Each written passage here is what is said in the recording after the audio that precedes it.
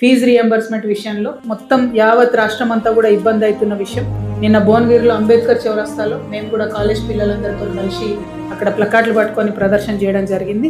ఖచ్చితంగా fee reimbursement అనేది కాంగ్రెస్ ప్రభుత్వం వెంటనే విడుదల చేయాలి. మీరు పేద విద్యార్థులకు చేస్తున్నటువంటి ద్రోహం ఇది. మీరు ఎప్పుడైతే ఫీ రియంబర్స్మెంట్ రిలీజ్ చేయడం ఆపేసిండ్రో అప్పటి నుంచి తల్లిదండ్రులకు టెన్షన్ ఎక్కువైపోయింది. పిల్లల్ని స్కూళ్ళలో నిలబెట్టి అవమానిస్తున్నటువంటి సందర్భాలు ఎక్కువైపోయినాయి.